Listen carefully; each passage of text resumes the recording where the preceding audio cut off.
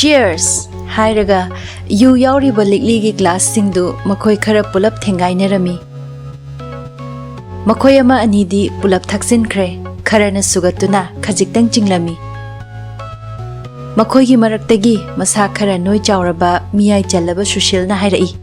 Handaki rongsina aroiba oirage aigi di maya natradi pharak tarani. Romeo, nangdi yam paisallanu ko.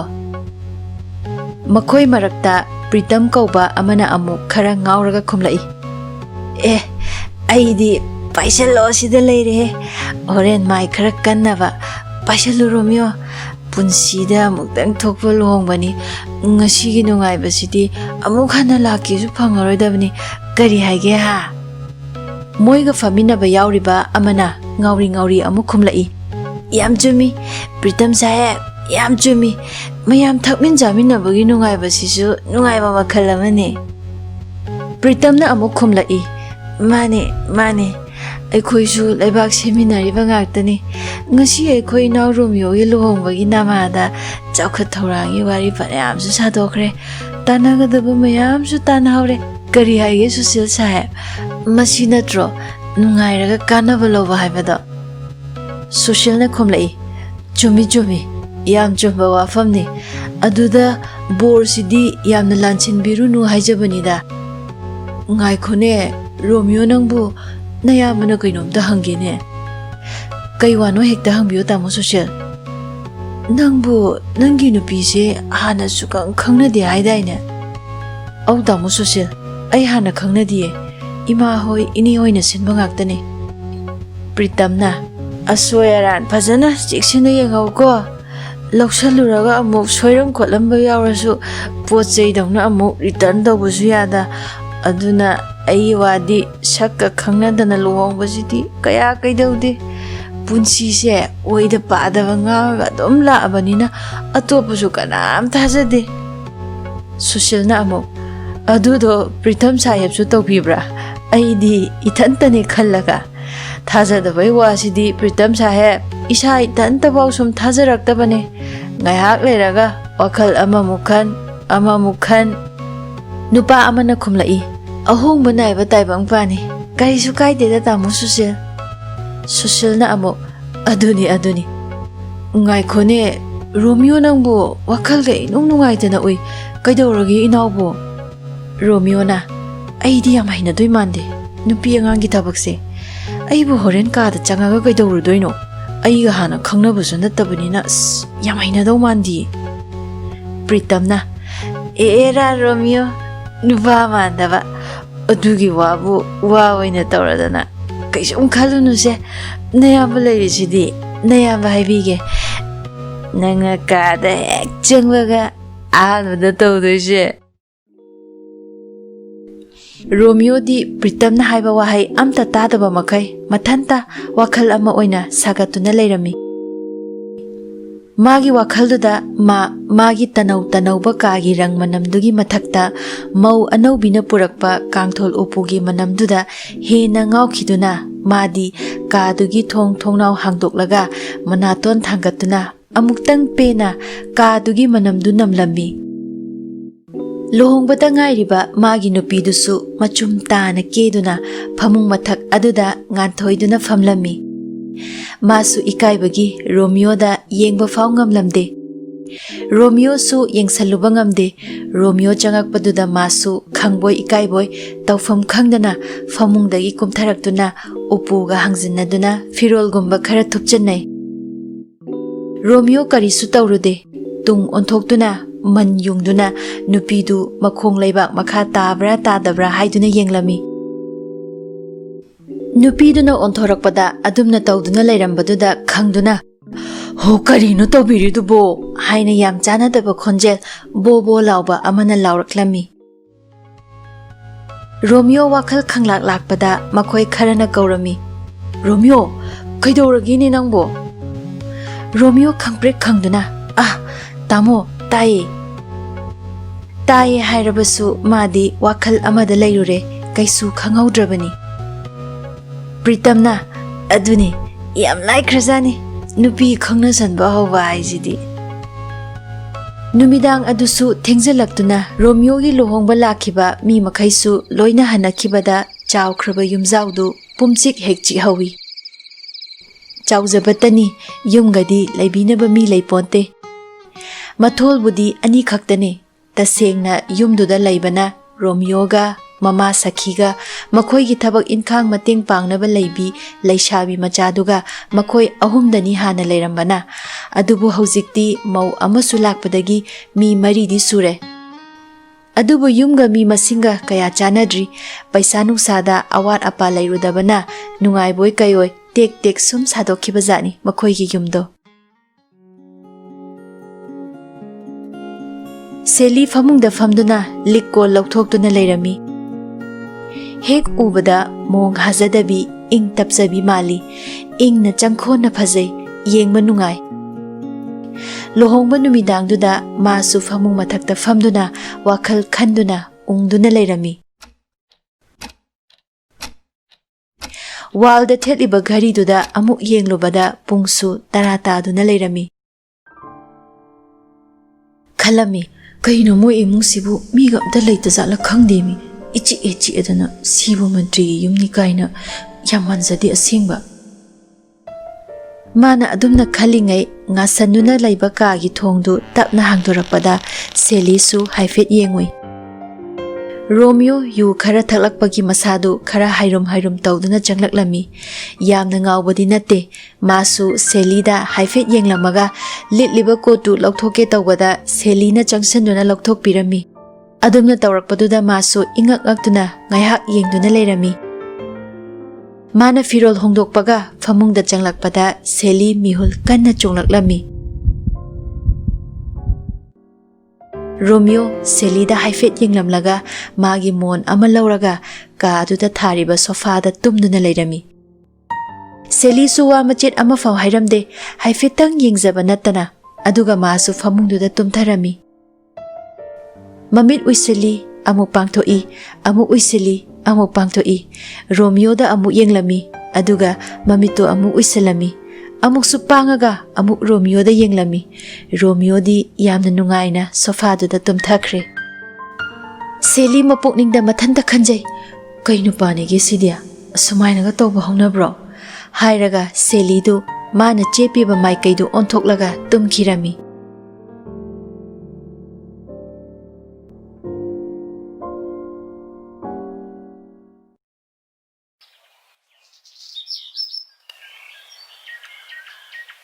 Mathangi numitki ayuk anganbada selina mikap tholakpada magi khwang mapa aduwaida khut ama leirambadu yengobada nakanda Romeo tumduna leirami sofa da tumlamaga famung yorambaduda seli khangprek khangduna fuklauna hawgatlami khantharubada mathanta nokningbasu fawrami Romeo gi makhutu tapna lokthoklaga tapna hawgalaktuna washroom lomda changlaklami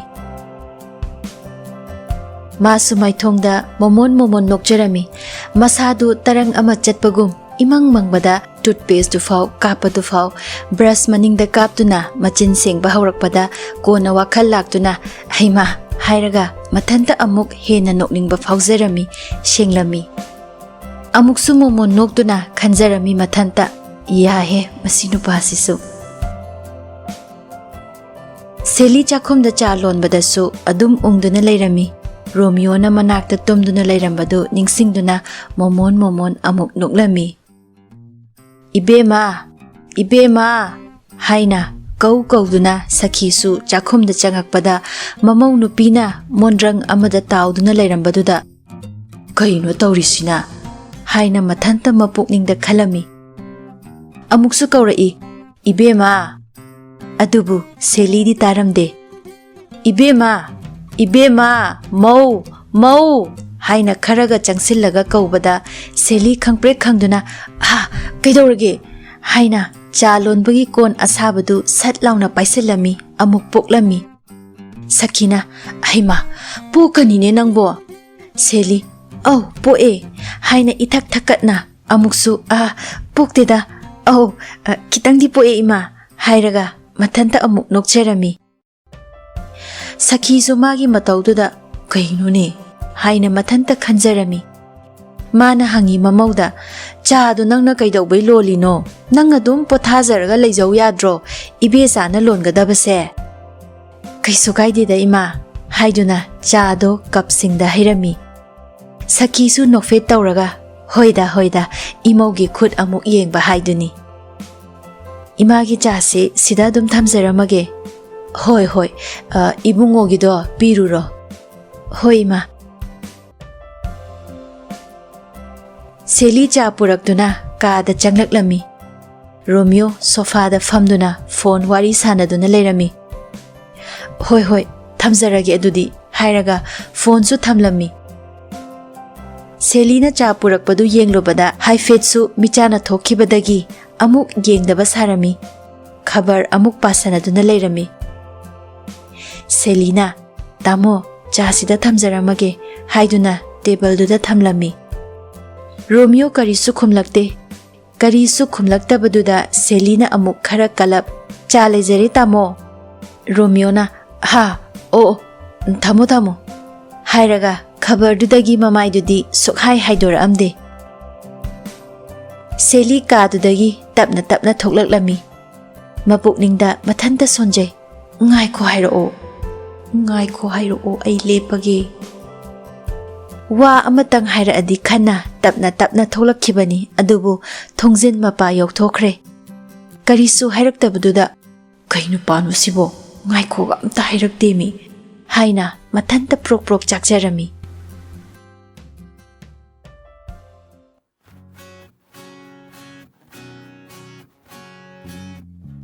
Nungthilgi matamda luhong nonganbagi Seli hoigi mari mata mamanabi sing laklami.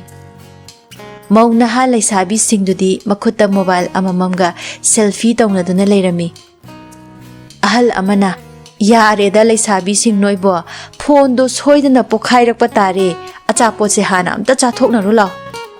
Nupi amana Seli selfie tawse.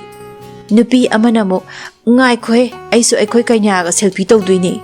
Mamanabi amanamok aidi ngawrida Seli no hero se manaw paga leitromi aidi sida yam leininge.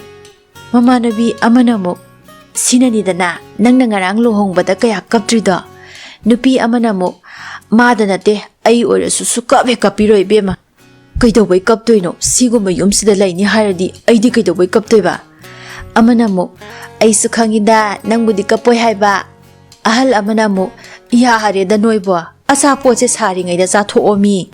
Ahal amanamuk haujikan gi laisabi macha singsiga mauna ha singsiga cha manabani. Aigi imau nupi dusu chakhum da changi machin tumthoga khara leiram. Kobi kolaga khara leiram, mairen kolaga khara leiram.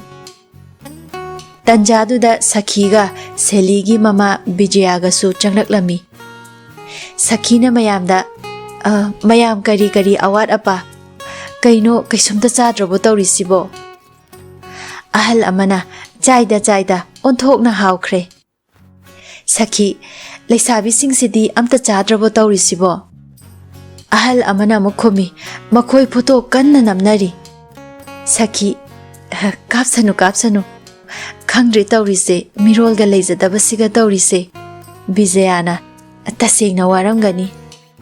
Sakhi mayam ngaihaktang phambiram khoko ai mapangi singsisu haipeta hangjarukige. Bijaya phani Sakhi su thokre. Seli gi mamanabi amanamu Seli nogi bathroom di kadai dano.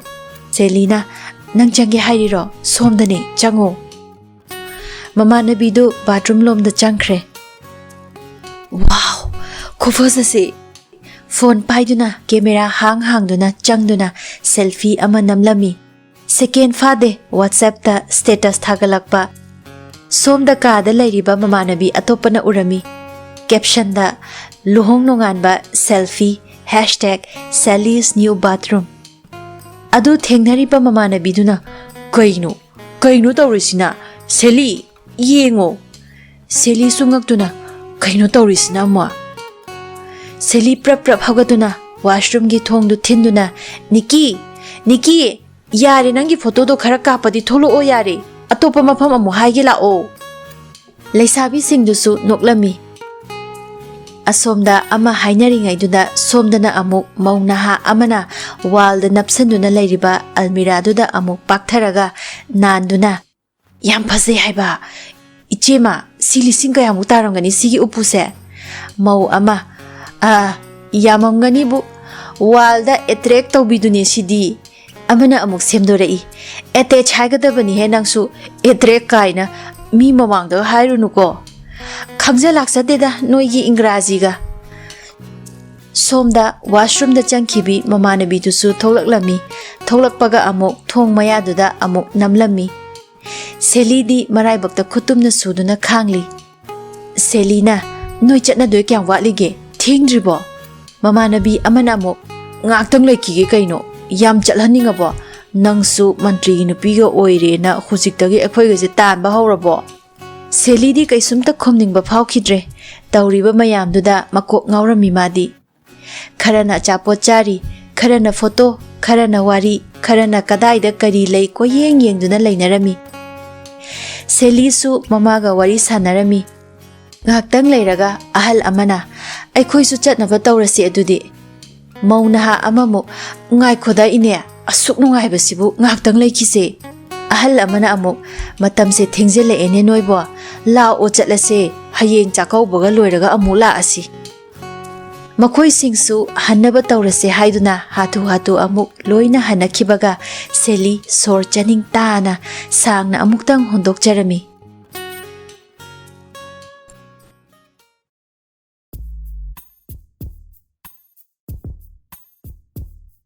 Numidang ama Selina chakhumda changakpada makhoigi thabak inkhang mating pangbiribi ibechana chak thongdoi tawduna leirambaduda Selina chakto ayoina thongage ibecha kaigino yaroye madam ima khina chainiye Seli kaisu chairoye ai tawge aina thongge haibani hayo aduga nangna aingonda madam kaurido ayam hainade madam kaurakano iche kaubra inama kaubra mako ima khina sauniye Aidi Sar Romeo da susar dum kowe Selina yam paktena moi mama macha se yam chawjaningina haujikti kauranu masu tamo kaubra dada kaubra amako aingonda iche kauge hairagana mangonda itai ina makauge hairagana mangonda tamo nangna kauningba makawo Sakhisu bema haina kauduna Seli thiba laklami chakhumlomda leiba ubagi chap leptuna Bema kaubaduda asumna hainaduna leibadu tarami ibechana imakina sarakani dadu Seli sauroi minangbo aina haibani hayo hana kauramasu haujikti kauranu hanubina pengjorakpai pangangangbani khanduo Sakhi madu tarubada pungak ngaktuna as hare hanubi kaina haini masibo Selina leithorakpada Sakhi leptuna leirambada mamai ngaksa nganglami Ibecha su khangduna Seli da amuk yenglami Seli ikai khangdagi chatlocho chakto ai thongbirageba aidi thabak tawbada aigi migi khaibase yam talleba Sakhi da amuk onsalaga natra ima masu inaunupi gumbane kaitawbai mongonda loina tawhandoino kaitawbai ingonda medam kawdoino natra ima Ibecha da amuk nang kaisum pairamganu ko ai laktoini si hairamaga Seli kitchen dagi tholaklami Sakhi ingak ngaktuna leirami ibecha Sakhi da amuk kina yenglami kina imaki medam na haijarusu ai medam adum kaujageda chaksisu ai adum thongge Sakhi tuminna leirami ibecha da amuk yenglami wadi amta nganglamde somdana Seli famungda haifet famduna khali mi amaga gi marakta leiriba khetnabase karino ina khunba achawa sang makhoina khaliba wakhalsi ngaktaba ngamde paisana mi gi personality hekta lepa yabrane ai kari oidana ibechana ingonda madam kaudoino tamona MLA macha ama oibagi sir mathangi tamda vote kadradi masu michama mo oirakadoini Seli mathanta momon noklami amukhali ayum sigi mauni haujikti imungsida aigisu chauna right leirabani imung sigi chatna kanglon kharadi aina semdokini Sally fuk launa hogalakpada Romeo su phone wari sana sanaduna kaada changlaklammi. Adugi thabak aina paidie. DC dai che yaurabo haise. Hoi, fare. Oh, hayeng phajana khanarase. Hoi, fani. Sally Romeo na pairak iba file du lausalami. Phone su thamkhre. Ani dusu ikoi koinari. Sally wa amta hairamdana thoklai. Romeo su famung duda ngaihak famlami. Thonglomda amuk yenglami. Aibu kamai haiduno sibo. Kamai na kaudoino. Kadaida mu chakrinu khangdi. Kamai na kaudoino. Maming kaubana phabra. Kai haina kaudoino. Romeo kausi kadai. Kauroisi kadai. Ngaihak khanjana duna leiraga. Itha thajadana laurai. Taribo. Ho taribo. Kaino tadra jalo. Taribo. Nang somdam ta lau he. Sally ka da changlaklammi. Selina kai haige. Romeo kaudi kauthoure. Sally changakpaduda michana badi ngamlamde. Ai heng Delhi chataba yadre. Sally ingak-ngakna. Kaigino haise. Chakaubadi. Meeting ama lai. Hangche lakani. Chakauba nangni. Chattaba sungyamak yararoidro haise. Yaroi. Yamaru oibane. Hayeng ayuk pung 9:30 gi flight ni. Sally mathwai inung nungai zaramde. Pharese. Chak chathok pinaba tawbiru lao. Chak chathok na baloiraga famungda tumnarami. Sally ahingdu tumthaba ngamlamde. Nakan amada cheptuna hiptuna lerami. Makhoi animak amata tumthabadi ngamnaramde.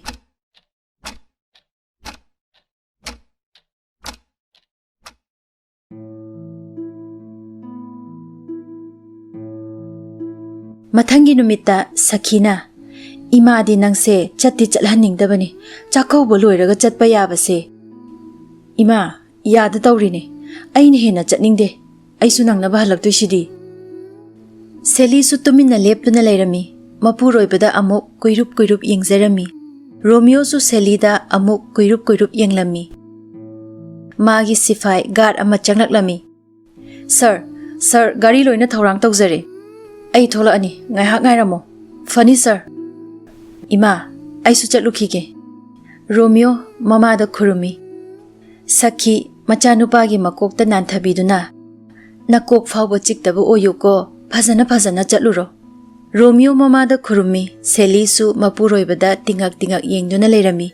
Romeo su Sally da haifet yenglami. Thoklakpa horakpaga sat lepi. Mama idi onthoklamdre aduga hairami. Fazana leiramuko. Hek kumtharakpaga nupa amana. Sir yaraba natro. Hairaga magi bag tu paibirami. Romeo, yare chatlase. Hairaga chatkre. Sally gi maithongda nungaitabagi mami tarami. Masada karigumba ama watchabagum faurami. Magi kada changaktuna famlami. Famungda famduna makhoi ani luhongbugi photo du amuk yenglami. Numit nini sida mana thengna khiba ningsingduna leirami. Mathwai su nungai zaramde ungduna leirami. Masibu haunaba thabaklo. Hoi, mana mathauda pukning changjabadi changjasano. Amuk su ningsinglami. Luhongba numitki numidangda manina mangonda haikhiba. Panganu ko ibema. Nangdi naraibak thamba satlabani. Mani ama khunbaga chap manarabani. Nangna naraibak phaba harise aikhoi gi sufari natro. Haisingu, ibema, haisingu. Sally amuk khanjai. Fana furada landa leirabasu. Ipuroibagi minungsi makhada leitabasidadi loinamak arembani. Amuk ningsinglami Romeo na mangonda tawkhiba khudingmak. Aisu ngaiba tabani. Mana aibudi nungdi nungshiri. Aisu ikai, masu ikaiba. Mana halakpa matamdadi ahongba kharadi soidana uhanba ngamanbiu ko he Ishor. Aidi nupine, nupa makhoina horaktana. Aina kamaina horudoino. Sally mathanta amuk ikai khunok nokcherami.